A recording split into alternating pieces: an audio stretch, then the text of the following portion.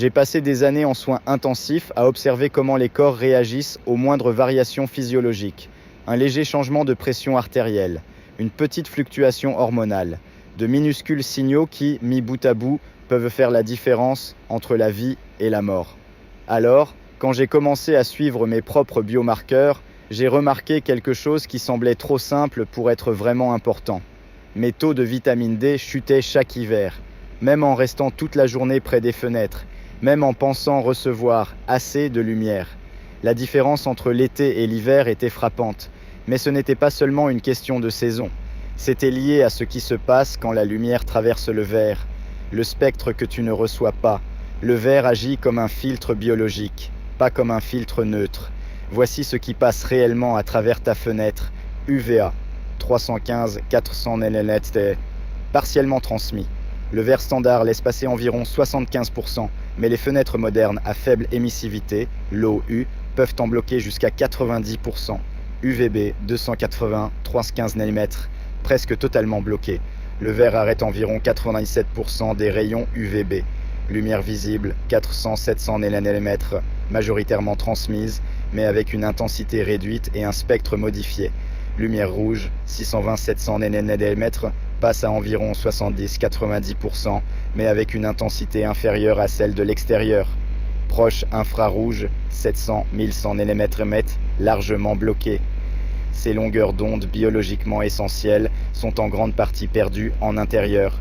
Ce n'est pas qu'une question de luminosité. La lumière est un signal hormonal, mitochondrial et circadien. Quand vous la filtrez, vous n'obtenez pas simplement une version plus faible du même message.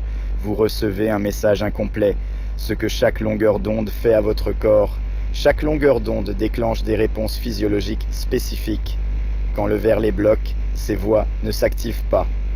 UVA, le signal cardiovasculaire, le rayonnement. UVA déclenche la libération d'oxyde nitrique par la peau. Ce n'est pas un effet mineur.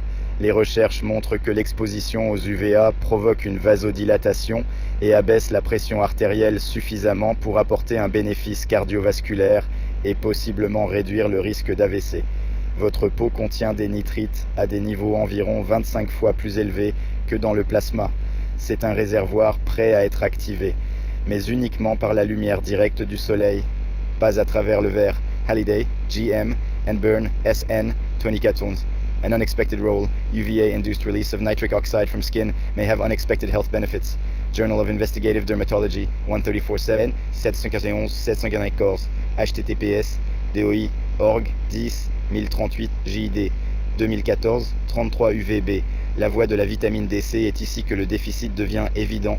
Vous ne pouvez pas synthétiser de vitamine D à travers une fenêtre. Le verre absorbe tous les rayons UVB, ce qui signifie que l'exposition au soleil à travers le verre produit 0 prévitamine D3. Je l'ai suivi personnellement. En été, mes taux de vitamine D restaient optimaux quand je passais mes matinées dehors.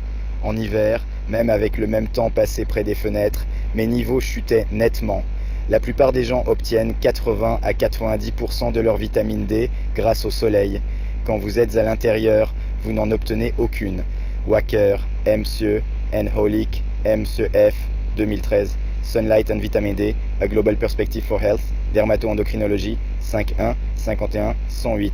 https, DOI, org, 10, 4161, derm, 2004 4 lumière visible, le reset circadien.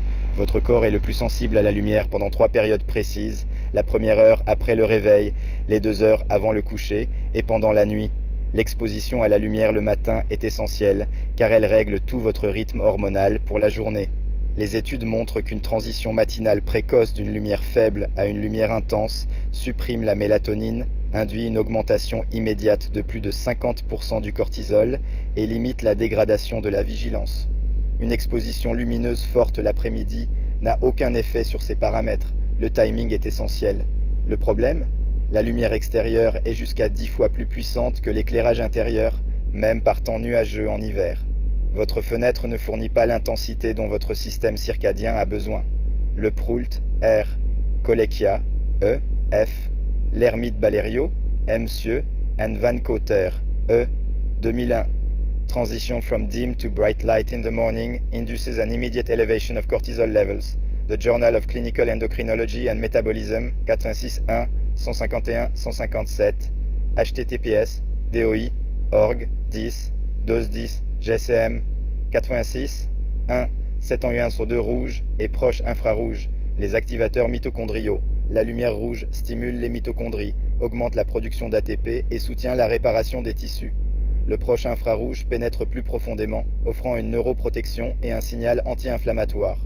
Le vert bloque la majorité des longueurs d'onde du proche infrarouge. Vous passez à côté de l'activation mitochondriale profonde qui régule l'énergie systémique. C'est de là que vient la sensation d'énergie et de bien-être. Pas seulement l'humeur, une véritable production d'énergie cellulaire.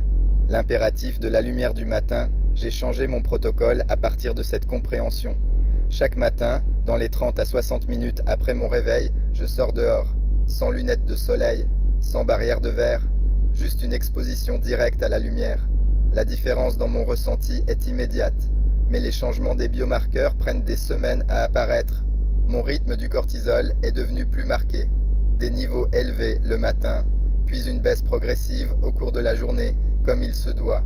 Ce rythme influence tout, de la sensibilité à l'insuline à la régulation de la tension artérielle.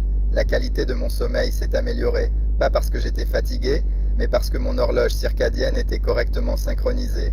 Mes niveaux de vitamine D se sont stabilisés, même en hiver, sans supplémentation. Ce ne sont pas des impressions subjectives, ce sont des changements mesurables qui s'accumulent avec le temps.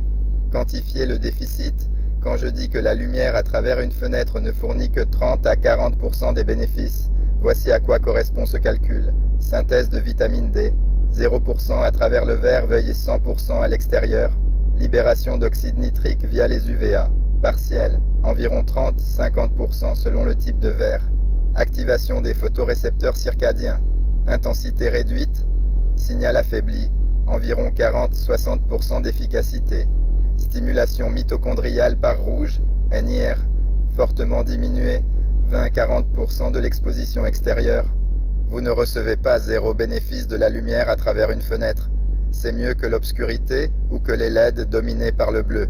Mais c'est un message compressé, affaibli, incomplet. L'équation cumulative de la longévité, les petits signaux quotidiens, s'additionnent sur des décennies.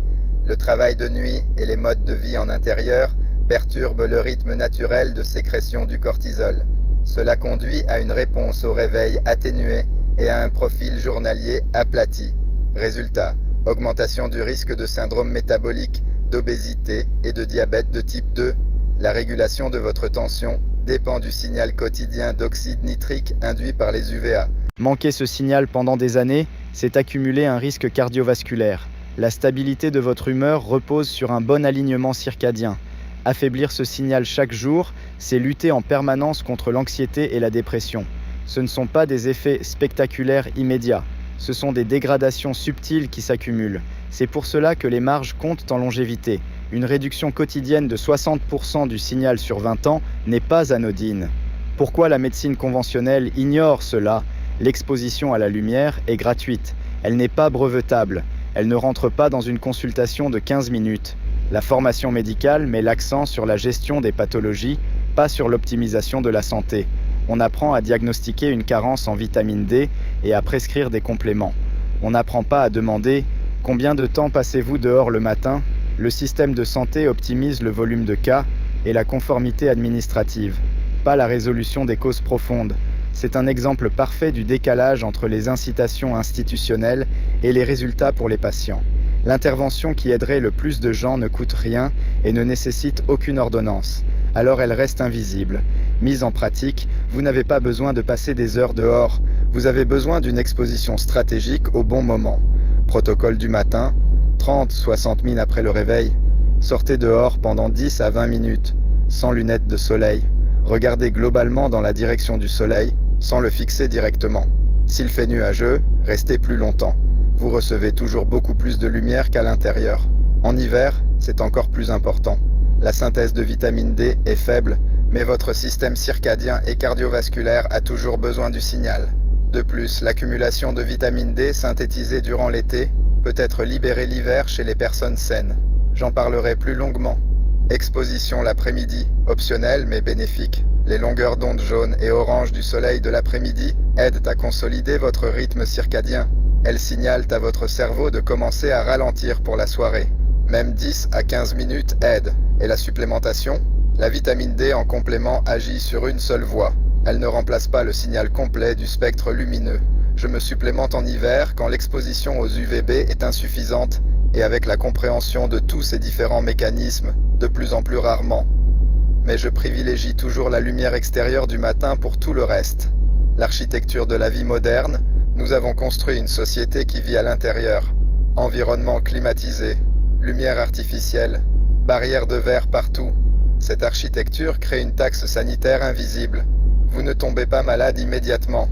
Vous fonctionnez simplement à 60-70% de votre potentiel biologique.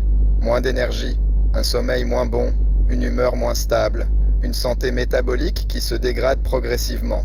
Et comme tout le monde autour de vous vit le même déficit, cela semble normal. Mais normal n'est pas optimal. Ce que je fais maintenant chaque matin, je pose mon café, j'ouvre la porte, je sors dehors. Ce n'est pas compliqué, ce n'est pas cher, cela ne demande aucun équipement spécial.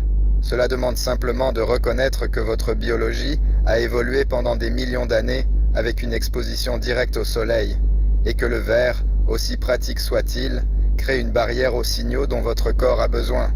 C'est cela, l'optimisation basée sur les fondamentaux. Aucune technologie ne peut remplacer cela. Aucun complément ne compense totalement.